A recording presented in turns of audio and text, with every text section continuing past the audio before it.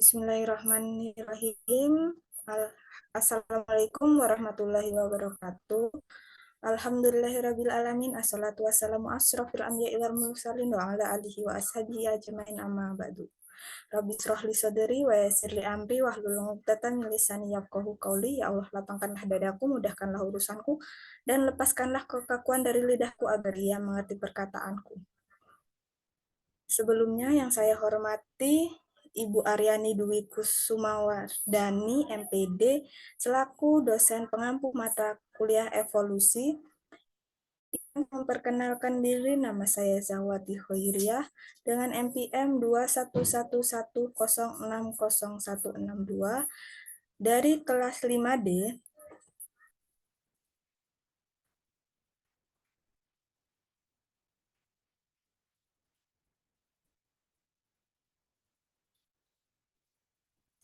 Di sini saya akan menyampaikan materi tentang proses terjadinya evolusi manusia.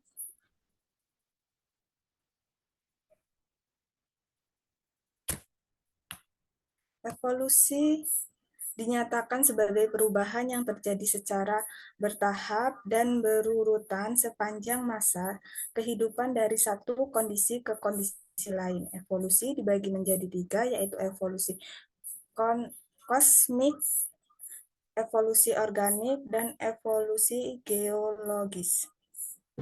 Sejarah kehidupan di bumi, yaitu yang pertama zaman Azoikum, zaman Archaeozoikum, yang ketiga ada zaman Protozoikum, yang keempat ada zaman Paleozoikum, yang kelima ada zaman Mesozoikum, yang keenam ada zaman Kaenozoikum.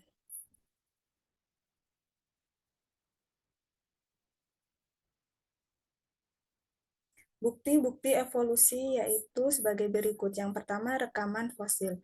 Perubahan bentuk fosil disesuaikan dengan lapisan bumi yang lebih mudah. Yang kedua, ada homologi. Semakin banyak kemiripan organ antara spesies, semakin dekat hubungan kekerabatan di antara spesies tersebut. Yang ketiga, ada embriologi perbandingan. Embrio mengulangi proses evolusi yang telah dialami nenek moyangnya. Yang keempat, organ vestigial. Beberapa jenis makhluk hidup terdapat organ-organ yang tidak fungsional yang merupakan peninggalan dari nenek moyang.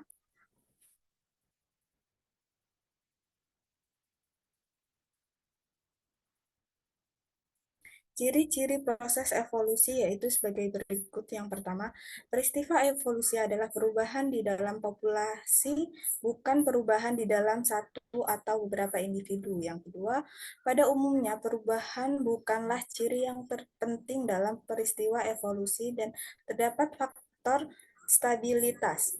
Yang ketiga, suatu peristiwa harus mempunyai dasar. Yang keempat, peristiwa evolusi tidak cangkup semua bahan mentah yang ada.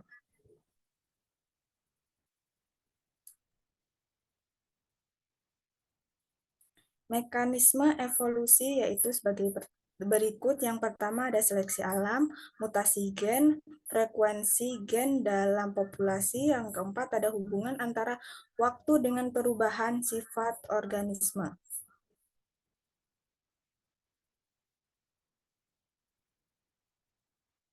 Teori evolusi. Yang pertama ada teori Lamarck, yaitu Lamarck mengemukakan evolusi terjadi karena adanya adaptasi makhluk hidup terhadap lingkungan. Yang kedua ada teori Darwin, yaitu evolusi terjadi karena adanya seleksi alam. Organisme yang sesuai dengan lingkungannya akan tetap bertahap hidup. Sedangkan yang tidak sesuai dengan lingkungannya maka akan mati.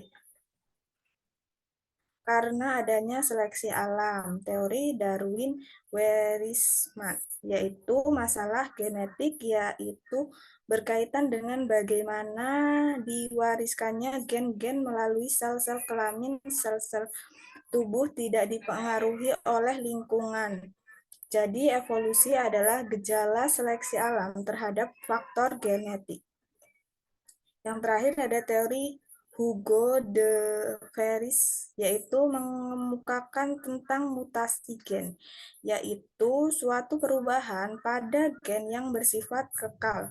Mutasi gen ini merupakan masalah yang menyebabkan terjadinya evolusi.